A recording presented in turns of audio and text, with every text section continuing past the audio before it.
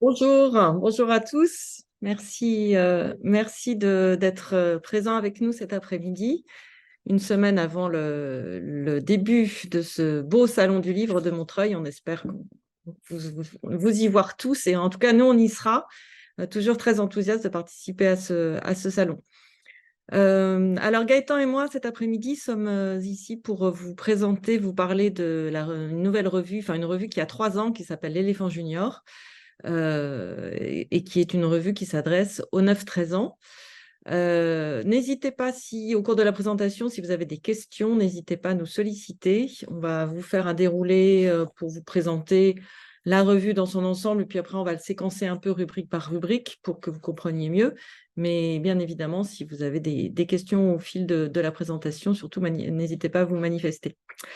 Alors, un petit portrait rapide d'abord de l'Éléphant Junior. Nous, on est une revue éditée par une maison d'édition qui s'appelle Scrinéo, que vous connaissez sûrement. Donc la revue a été créée en juin 2020, donc on a 3 ans. Les éditions Scrinéo, ce sont des éditions de romans jeunesse, ado, jeune adulte, jeunesse, ado, jeune adulte, les trois segments. Et les livres sont à la fois des enquêtes, de l'imaginaire, des romans historiques, fantastique et fantasy. Voilà, couvre tous ces segments. Nous sommes, nous, l'Éléphant Junior, une revue qui ne dépend ni de la publicité, ni d'un quelconque groupe financier, donc, puisque nous sommes édités par la maison d'édition Scrinéo. Fait important aussi, on est imprimé en France, c'est un choix délibéré, on est imprimé à côté de Poitiers. Et puis, nous sommes diffusés en kiosque, en librairie, et nous sommes disponibles sur abonnement et en vente aussi par l'intermédiaire de notre site internet. Et alors, nous adressons à qui? Nous adressons aux 9-13 ans, c'est-à-dire qu'en gros, c'est le cycle 3 un peu de l'éducation nationale, donc CM1, CM2, 6e, 5e. Après la 5e, on considère qu'on perd, entre guillemets, nos lecteurs parce qu'ils rentrent pleinement dans l'adolescence et bon, voilà, on perd un peu de leur curiosité, de leur appétence. Nous, à l'Éléphant Junior, on est vraiment sur un créneau 9-13 ans. Pour nous, c'est un peu le créneau béni puisque c'est l'âge de toutes les curiosités, l'âge de l'intérêt vraiment à l'ouverture au monde.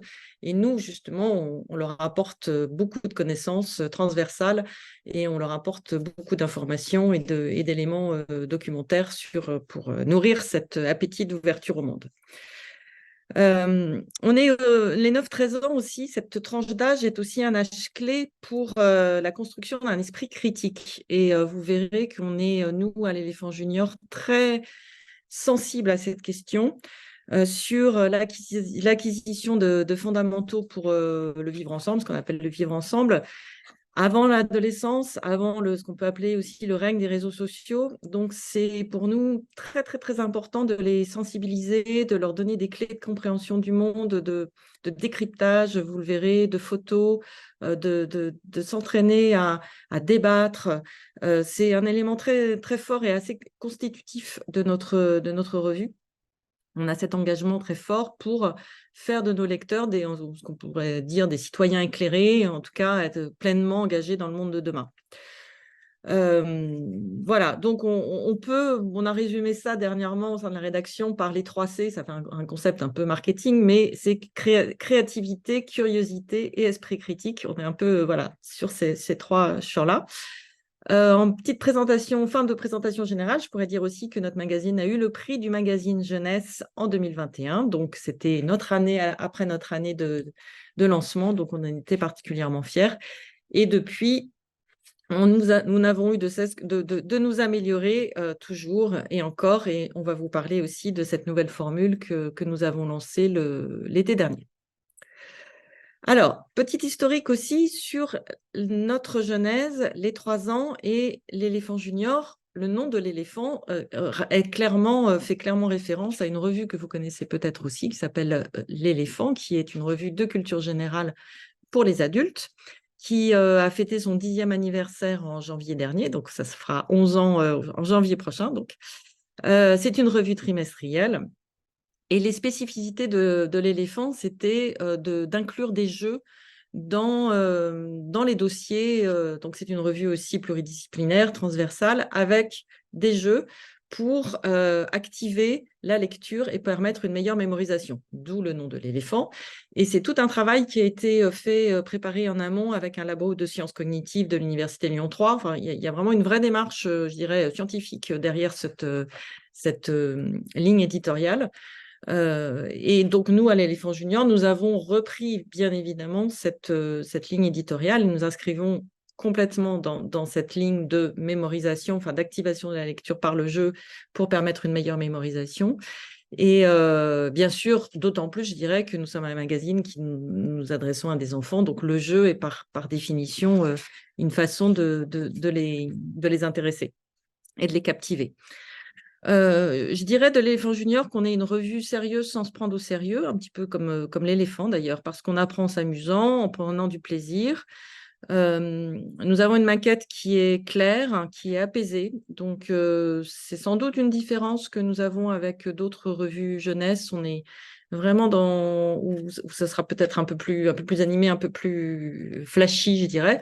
On a vraiment une démarche d'entrer dans la connaissance, mais de façon voilà, apaisée, je dirais, et la plus claire possible. Nous accordons une large place à l'illustration, à la photo, au dessin, bien entendu. Et puis, par rapport à l'actualité, on peut dire que nous faisons un pas de côté. C'est-à-dire que nous ne sommes pas une revue qui suit l'actualité. On peut se différencier là aussi par rapport à d'autres journaux pour enfants. On ne sera pas donc dans le suivi à chaud de ce qui se passe dans le monde. En revanche, on va pouvoir apporter parfois des éclairages sur tel ou tel événement par notre débat citoyen, mais aussi par l'intermédiaire de dossiers. Et enfin, les jeux. Les jeux, ils sont donc, comme je dis, consubstantiels de notre démarche éditoriale.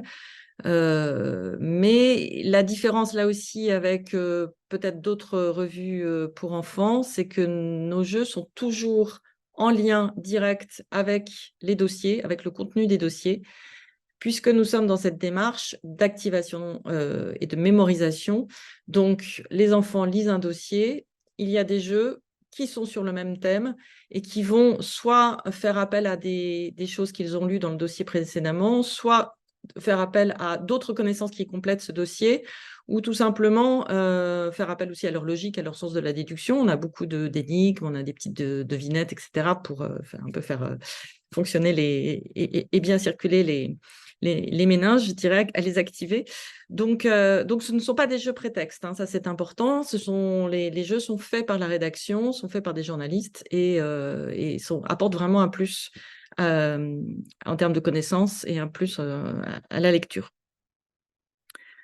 Alors, je ne sais pas s'il y a des questions à ce stade, mais je ne pense pas je n'en vois pas.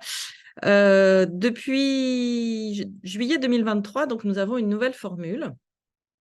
Peut-être que Gaëtan, là, on peut passer notre.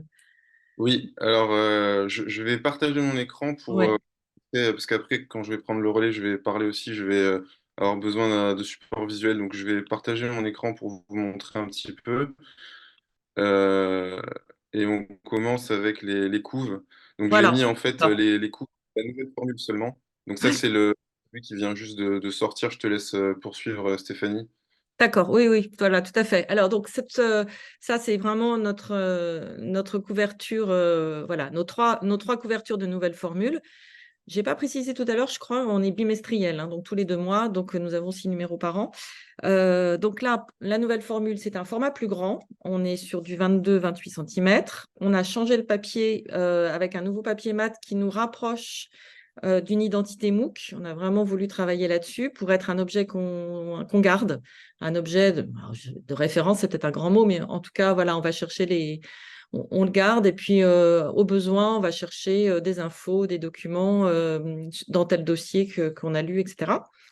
On a plus de pages puisqu'on est passé de 63 à 80 pages.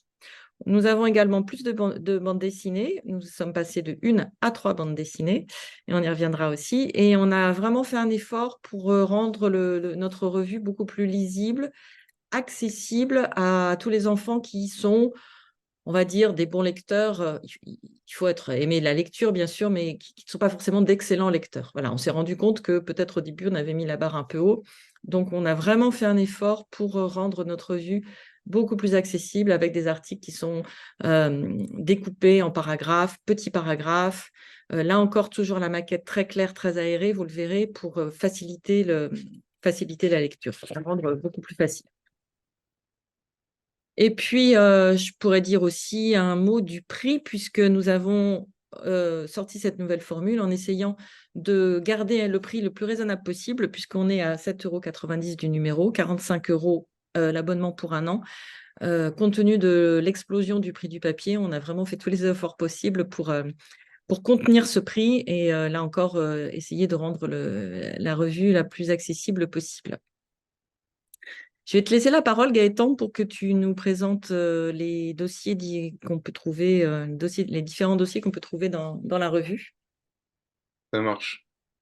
Alors moi déjà, bah, je me présente en deux mots. Donc je suis Gaëtan Tria, je suis journaliste donc éléphant junior. Je travaille aussi sur l'éléphant, mais voilà, on est deux permanents avec Stéphanie à la rédaction. Après, on a tout un tas d'auteurs et de gens qui travaillent avec nous.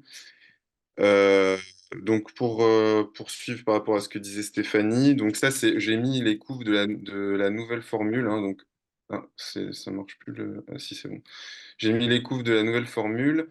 Donc pour ceux qui auraient vu l'ancienne formule, c'était quand même assez différent. Là on voit que c'est comme disait Stéphanie, c'est beaucoup plus coloré, c'est plus grand aussi, hein, si vous avez eu la chance de le voir en kiosque, vous avez vu sûrement que le papier n'est pas le même, le format est plus grand aussi. Sur l'intérieur de la revue, donc on adopte une démarche qui est pluridisciplinaire, en fait, dans la lignée de ce qui était la proposition de l'éléphant pour adultes. Donc nous, vraiment, on va adapter cette proposition-là pour les enfants. Donc démarche pluridisciplinaire, ça veut dire qu'on tient à ce qui est en fait tous les thèmes qui soient abordés avec bien sûr des thèmes qui sont chers aux enfants comme les animaux. Donc là, je vous ai mis un extrait de notre dossier sur les chiens du dernier numéro. Donc voilà, ça vous montre bien aussi la maquette avec une grande place faite à l'image. Euh, un peu moins de texte aussi pour ceux qui connaissaient la version d'avant, les éléphants juniors du début.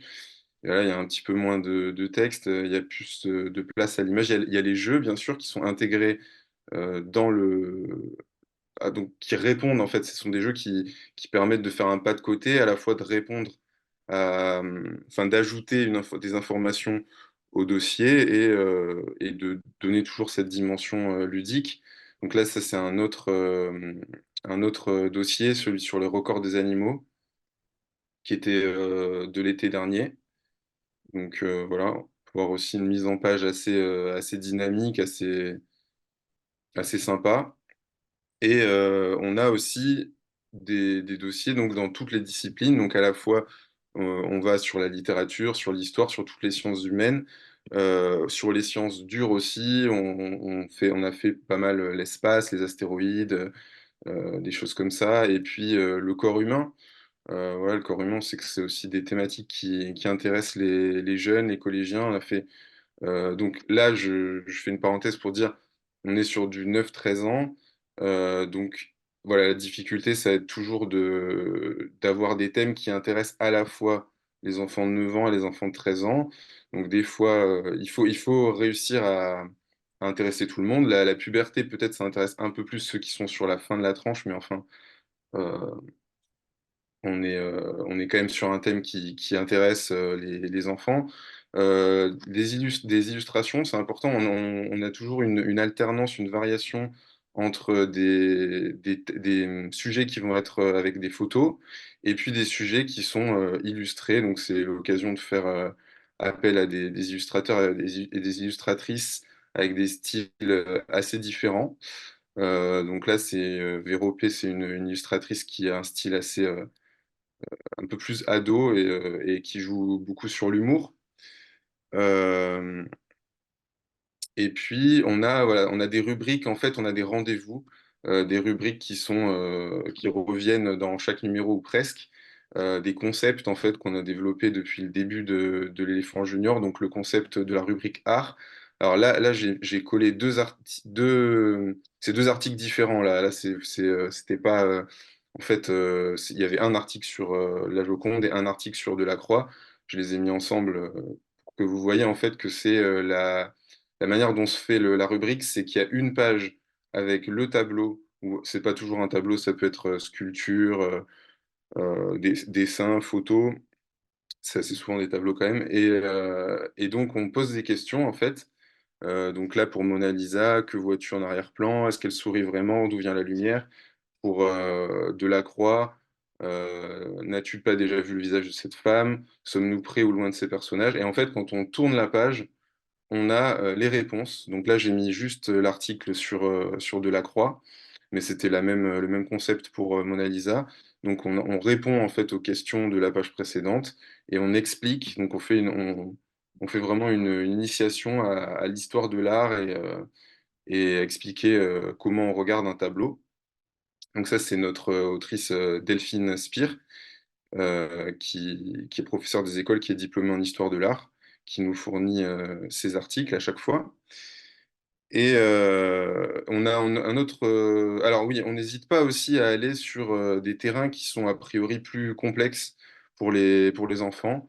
Donc là encore, j'ai mis côte à côte deux articles qui sont très différents, qui n'étaient même pas dans le même numéro, mais c'est juste pour que vous puissiez voir un petit peu sur quel terrain on peut aller, plus sur de l'économie ou de la statistique. Là, on a donc un article sur les naissances en France, euh, un article sur l'Afrique, les mines, les mines et les matières premières en Afrique.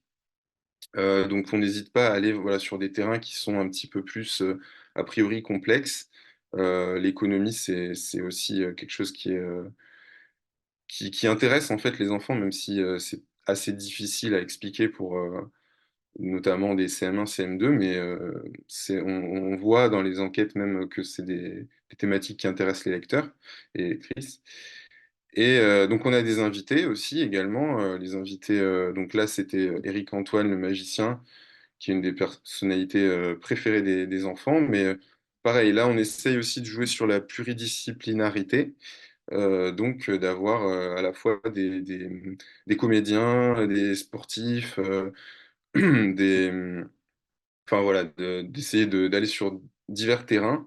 Et depuis peu, on essaye aussi d'orienter cette rubrique invitée pour faire place, pas forcément à des personnalités connues, mais plutôt mettre en avant le métier qu'ils font. Donc en fait, il y a deux grandes catégories d'interviews. Il y a les catégories, les interviews où on va vraiment mettre en avant la personnalité, parce que c'est une personnalité connue, et les interviews qui sont plus, par exemple, une chef d'orchestre qui va pas forcément être connue des enfants, mais qui va nous expliquer en fait son métier. Donc je l'ai pas mis là. Là, je passe sur. Il y a un petit bug sur mon. Ah, c'est bon. Une autre rubrique qui est très importante pour nous, qui est la rubrique Monde, donc qui est toujours faite de la même manière. Donc c'est les voyages de Phileas. Phileas, on va en reparler, c'est un personnage phare de l'éléphant junior qui voyage dans le temps, mais qui voyage aussi dans l'espace. Et donc, à chaque fois, c'est l'occasion, pareil, d'initier les enfants. Enfin, initier, ils ont l'habitude de voir ça aussi en cours en géographie, mais d'apporter ça de manière un peu plus amusante, la géographie, le rapport aux cartes, savoir placer les pays sur une carte, savoir placer des villes dans un pays. Et donc, on met ça avec un peu des photos touristiques, on va dire, pour appâter, hein, pour donner envie aux enfants de découvrir qu'est-ce qui se passe dans tel ou tel pays.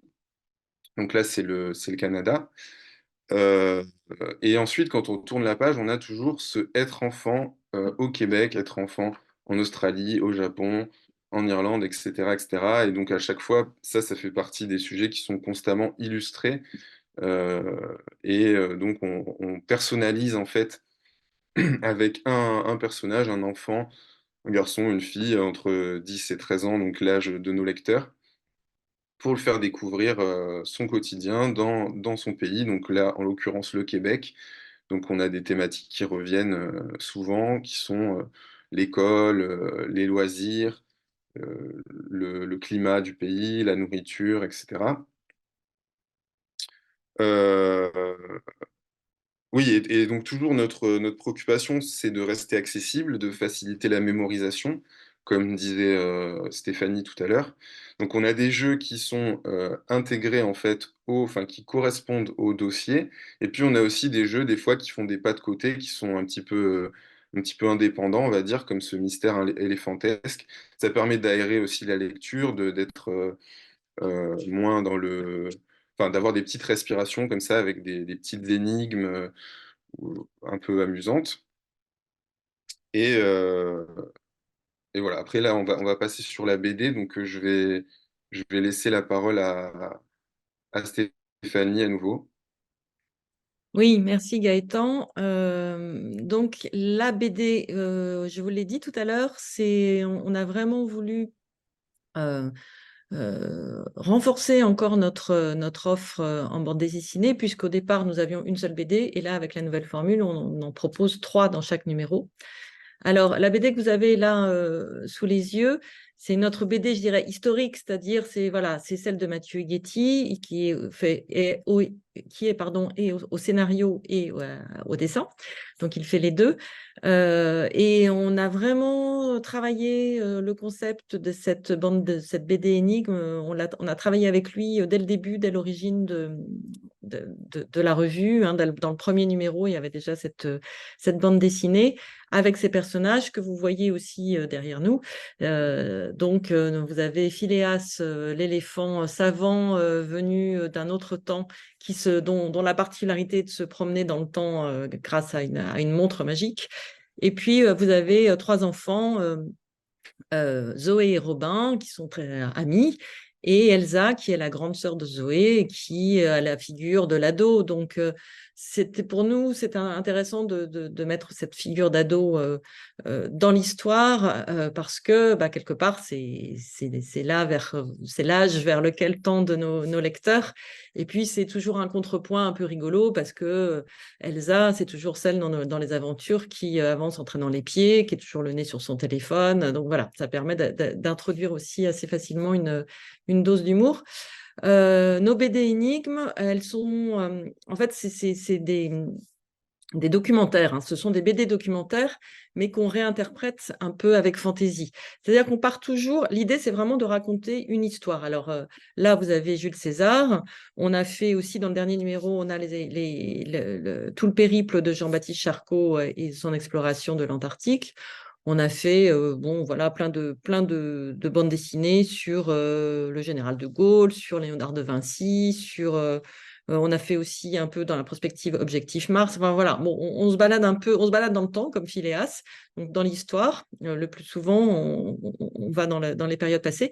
Et puis, nos histoires sont l'occasion d'expliquer la vie d'un personnage. Alors, sous forme on a comme ça une petite histoire où le point de départ, c'est toujours l'histoire s'est déréglée, il y a un problème, on comprend pas. Alors, nos héros vont dans un musée et puis il n'y a pas la peinture ou il n'y a pas l'œuvre de la personne célèbre. Mais pourquoi? Donc, hop, ils vont dans l'histoire, ils retournent dans le passé. Et là se déroule la vie du peintre, par exemple, de Léonard de Vinci, et puis ils se rendent compte que bah, y a un truc qui n'a pas collé, donc ce sont eux qui vont réparer l'histoire, et donc voilà, permettre à tel artiste de faire son œuvre ou à tel général de continuer ses exploits. L'idée étant que, bien sûr, on n'interfère pas et on ne change pas le cours de l'histoire. Voilà, qu'il soit bon ou mauvais. Alors, cette bande dessinée, elle est entrecoupée de jeux et à la fin, voilà, on a une énigme. Et pour répondre à cette énigme, en fait, il faut se servir, il y a des indices qui sont glissés tout au long de la bande dessinée.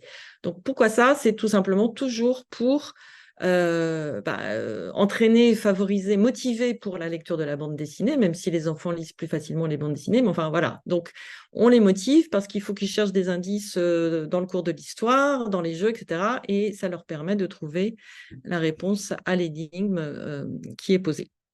Donc ça, c'est la première BD. À l'occasion de la nouvelle formule, donc nous avons créé deux autres bandes dessinées. Ah oui, pardon. Alors, je vois que tu avais mis ça. Non, on peut revenir. Voilà, parce que c'est vrai que c'est important. Notre bande dessinée donc de Phileas, c'est des aventures de Phileas. elle ouvre toujours la revue et elle est toujours suivie par un dossier documentaire. Donc là, on a mis en scène les péripéties de Jules César, et là, on a un dossier documentaire qui va raconter l'ensemble de la vie de Jules César et voilà, poser bien le cadre. Donc, de sorte qu'on a un ensemble vraiment très complet. On a le côté un peu, on lit la BD et c'est très plaisant à lire et on résout l'énigme et on fait les jeux. Et puis, on a le côté un peu plus sérieux, on va dire, et documentaire, avec quand même toujours des jeux aussi pour agrémenter et faciliter la lecture, comme le disait Gaëtan. Alors, la deuxième bande dessinée, donc celle que nous avons créée pour la nouvelle formule, c'est une bande dessinée science, écrite par deux auteurs et qui sont spécialisés dans de sciences, donc Lily Bagage et Paul Béorn, qui sont des auteurs jeunesse. Le haut dessin, c'est Victoria Grenier, c'est qui signe sa première bande dessinée.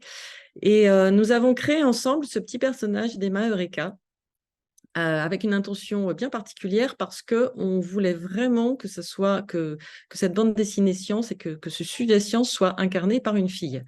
On remarque en effet que dans pas mal d'études, c'est au moment à la fin du primaire que généralement se produit le décrochage de l'intérêt des filles pour la science. Malheureusement, jusqu'au primaire, ça va à peu près bien. Puis après, au collège, voilà, ça dégringole. Je ne sais pas pourquoi. Donc, nous, à notre mesure, on s'est dit qu'on allait essayer de motiver les filles pour s'intéresser à la science par l'intermédiaire, donc par le biais de ce petit personnage. Sachant que nous, la science qu'on propose là dans cette bande dessinée, c'est, on va dire, la science du quotidien. C'est-à-dire, c'est aussi pour montrer euh, à quoi peuvent servir des propriétés scientifiques qu'on peut étudier en classe et à quoi ça peut servir concrètement dans la vie de tous les jours. À la fin de chaque petit épisode, on a ce qu'on voit à l'écran là, c'est-à-dire le topo d'Emma Eureka, qui permet d'expliquer, de revenir sur le principe qui a été développé dans la bande dessinée, et puis voilà, de l'expliquer, de le poser très clairement et je dirais d'une façon plus documentaire et plus scientifique. Et enfin, la troisième bande dessinée que nous proposons et que nous avons créée. Alors celle-ci, elle est plus, je dirais, fantaisiste, c'est-à-dire qu'elle est plus du registre de la fiction. Au scénario, c'est Régis Delpeuch, que vous devez connaître sûrement, qui est un auteur jeunesse reconnu. Et puis au dessin, Caroline Hérault, qui avait déjà travaillé pour nous, notamment pour illustrer un livre chez Scrinéo, donc des Mamies Polars. Caroline, c'est sa première bande dessinée aussi. On aime beaucoup ses teintes et ses couleurs. Alors là, donc je disais, on est plus la fantaisie, enfin dans la fiction et dans l'imaginaire, hein, puisque c'est les aventures de Mamie Polar. Alors Mamie Polar, c'est cette super mamie qui a des pouvoirs extraordinaires, qui fait des choses que ni vous ni moi ne pourrions même faire. Même plus jeune. Alors là, on avait une petite arrière-pensée aussi, c'est-à-dire qu'on se disait que c'était pas mal de montrer, bien sûr, tous les gens de l'âge de la fameuse Mamie Polar ne sont pas capables de faire les mêmes choses, mais c'est bien de présenter un personnage plus âgé, qui est dynamique, qui sait faire plein de choses, qui a toujours plein d'idées, etc. C'est dans le regard que les enfants peuvent avoir sur les plus âgés, on se disait que c'était pas mal. Voilà, à part ça, après, c'est vrai que c'est de l'histoire, c'est de la fiction. On a quand même choisi un thème en lien avec l'actualité, les Jeux Olympiques. Donc, ça veut dire que depuis la nouvelle formule, donc depuis le numéro de juillet jusqu'à en juillet prochain, on a une série d'épisodes de Mamie Polar qui sont centrés sur les Jeux Olympiques, avec à chaque fois un thème. Donc là c'était ce que vous avez à l'écran, c'était une façon de présenter les différents sites des Jeux Olympiques de Paris 2024, puisque, comme vous le savez certainement, ça sera Paris, mais pas seulement. Il y en a un peu dans le reste de la France, et puis il y en a même un peu plus loin, je dirais, à Tahiti. Bon, après, il peut y avoir aussi comme thème les médailles, le dopage, la flamme olympique aussi. Donc là, c'est pareil, c'est le même principe, c'est-à-dire que vous avez l'épisode qui est sur cette page, et puis ensuite, l'épisode se termine par un topo d'une page qui récapitule et qui donne des informations et qui est documentaire, voilà, en lien avec le sujet de la bande dessinée. Alors, je pense que pour la bande dessinée, là, on a à peu près fait le tour. On a, voilà, une nouvelle rubrique qui n'est pas de la bande dessinée, mais qui est très illustrée. Pour la nouvelle formule, on a vraiment, encore une fois, voulu faire un effort, toujours pareil, hein, d'accessibilité et on a mis encore plus d'illustrations. Gaëtan vous a montré tout à l'heure la rubrique Être enfant, dont on est très fier parce que franchement, c'est une chouette façon d'aborder l'ouverture au monde, des petites notions de géographie et de façon très, très, très plaisante. Là, on a la question dessinée. En fait, on travaille avec Alice Varocco, qui est une jeune illustratrice, mais qui est aussi scientifique. Donc, on a la caution scientifique d'Alice et on lui demande à chaque fois de s'intéresser à un thème. C'est un peu comment fonctionne telle chose, comment ça marche, quoi. Voilà. Et puis de d'expliquer ça en dessin sur une double page. Donc là, vous avez un exemple. C'est voilà, c'est une rubrique, je pense, qui fonctionnera bien. Enfin, en tout cas, on en est très content. Et donc là, on en est au troisième numéro, puisqu'on l'a lancé en juillet. Alors après, on va passer au débat citoyen. Voilà, donc là, on était sur la partie vraiment illustration. Maintenant, on voudrait vous proposer de vous montrer et de vous exposer notre démarche, celle dont je parlais en tout début de visio tout à l'heure, c'est-à-dire pour nous, l'importance de sensibiliser les enfants aux thèmes de société et les entraîner à débattre et à se forger un esprit critique. C'est vraiment très important. Donc, depuis le premier numéro de notre revue, on leur propose dans chaque numéro ce qu'on appelle un débat citoyen. Il est toujours organisé, présenté de la même façon, c'est-à-dire, vous voyez, vous avez une double page avec la question, là, c'est faut-il encore aller au zoo? Et puis, on explique, avec deux pavés, on explique la problématique. En gros, hein, voilà, une sortie, c'est toujours fascinant. Oui, mais bon, est-ce que c'est acceptable de voir des animaux enfermés? Bon, voilà. Et puis, on contextualise aussi. On dit, voilà, en France, il y a 300 parcs zoologiques, 100 000 animaux, etc. Donc ça, ce sont les éléments que nous posons. Et ensuite, on tourne la page et on a des arguments pour oui, les zoos ont un rôle à jouer. Non, les zoos ne sont pas bons pour les animaux. Et donc, le principe est toujours le même, illustré pour rendre la lecture un peu plus agréable et plus accessible. Et le principe est toujours le même, quel que soit le sujet. Dans les sujets qu'on a traités jusqu'à présent, on a eu faut-il changer notre façon de voyager? Faut-il garder les notes à l'école?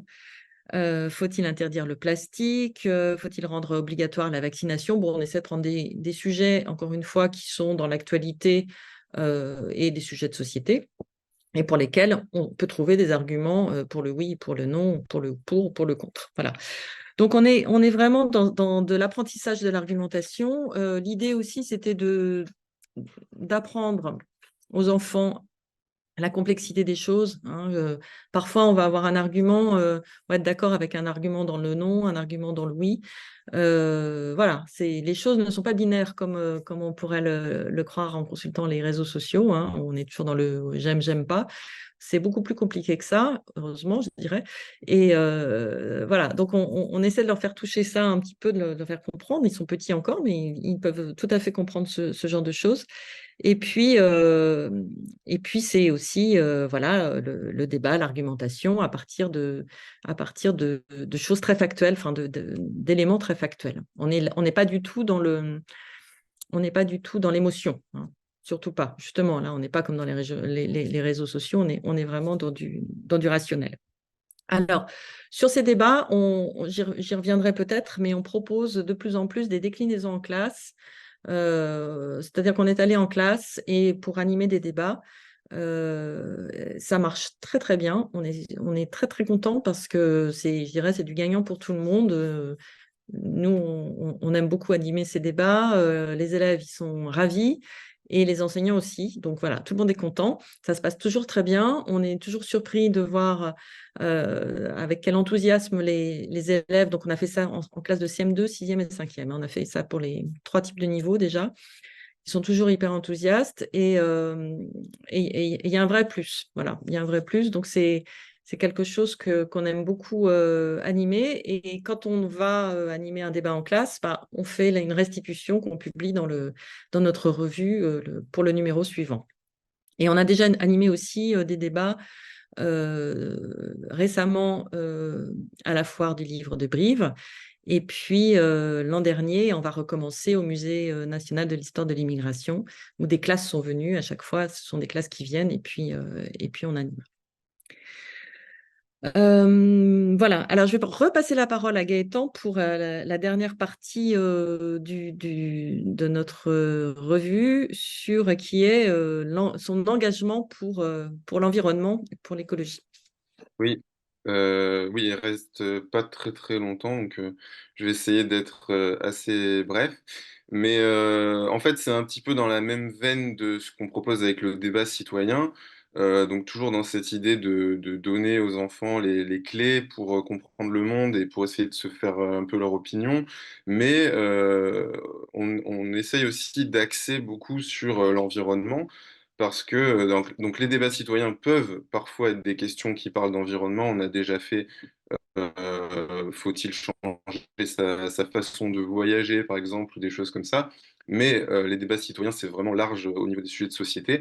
Ensuite, on a des rubriques qui sont plus recentrées sur vraiment les questions environnementales, en particulier une qui est la rubrique Ma planète, la bien nommée. Donc, en fait, on va présenter des sujets, des problèmes. Voilà, l'idée, c'est de donner un peu l'écologie de solution, parce que les enfants, il faut leur parler évidemment de ce qui ne va pas, mais il faut essayer de ne pas être trop anxiogène non plus. Ils entendent déjà beaucoup de choses à l'école, à la télé, avec leurs parents, etc. Donc, l'idée, c'est effectivement de les sensibiliser, mais aussi de leur montrer qu'il y a des solutions, qu'on peut agir. Donc, on a imaginé cette rubrique Ma planète sur le modèle Un problème des idées. Donc là, par exemple, c'était Nos maisons sont trop polluantes, et si on les construisait autrement? Donc, c'est un peu comme le débat citoyen au sens où il y a cette double page d'ouverture qui expose les problèmes. Donc, l'industrie du bâtiment fait partie des secteurs qui consomment le plus d'énergie. Donc, on donne quelques chiffres et tout ça, toujours pour rester bien solide sur les sources. Et ensuite, derrière, on tourne la page et on a des solutions.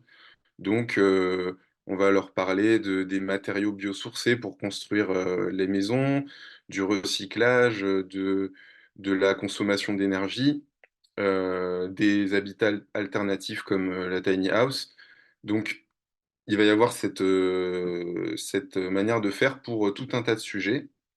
Et ensuite, on leur donne des conseils, des sites sur lesquels ils peuvent aller pour se renseigner, en savoir davantage.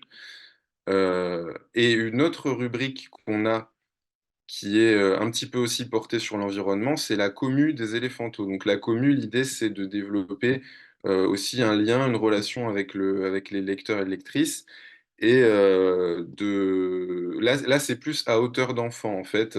La rubrique précédente, c'était plus des problèmes de la société, les transports qui polluent, le bâtiment qui pollue, enfin voilà, des choses sur lesquelles on peut leur montrer qu'il y a des solutions qui existent à l'échelle de la société. Là, c'est plus à hauteur d'enfant, les petits gestes, les éco-gestes, comme par exemple faire une mangeoire pour les oiseaux. Donc là, on a un peu dans la veine du do-it-yourself, on va faire des tutos, quoi, des tutos pour montrer qu'est-ce qu'ils peuvent faire. C'est aussi pour les impliquer davantage.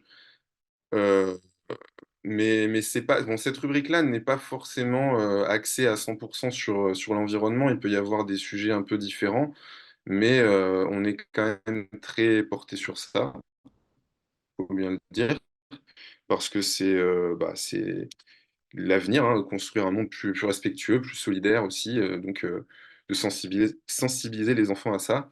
Et la dernière rubrique qui peut s'apparenter un petit peu à voilà, cette sensibilisation, c'est drôle de photos. Donc là, on est plus dans l'amusement, voilà, ça fait partie de ces petites rubriques qui permettent de respirer un peu entre deux dossiers un peu plus compliqués à absorber. Donc là, c'est plus des photos de la nature, donc apprendre aux enfants à observer, les sensibiliser un peu aux merveilles de la nature avec des photos un peu rigolotes. Voilà. Donc, ouais, je vais repasser la parole à Stéphanie pour la fin, parce qu'on est presque à la fin.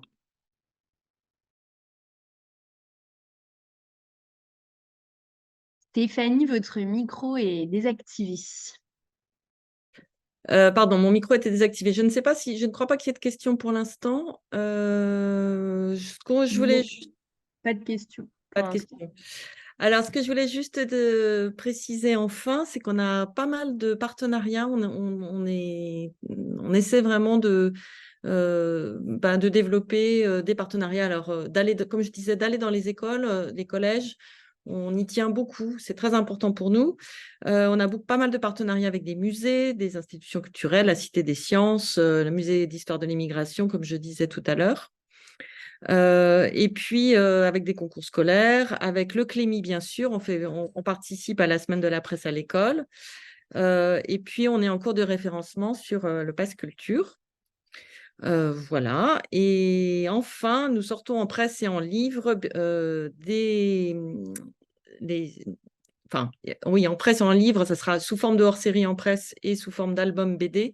100%, l'éléphant junior 100% BD. Et ce sont des BD que nous avons publiés dans nos précédents numéros que nous sortons donc, que nous avons déjà sortis en librairie et que nous allons continuer à sortir aussi dans les prochains mois. Voilà. Je pense qu'il n'y a toujours pas d'autres questions. Enfin, pas de questions. En tout cas, nous, on était très heureux de vous présenter aujourd'hui l'Éléphant Junior, voilà notre revue. N'hésitez pas à venir nous voir encore une fois au salon, on sera là. Il y aura toujours quelqu'un qui sera là pour vous accueillir. On est au stand D5 de mémoire. Gaëtan, tu me dis si je me trompe, mais je crois que c'est bien ça.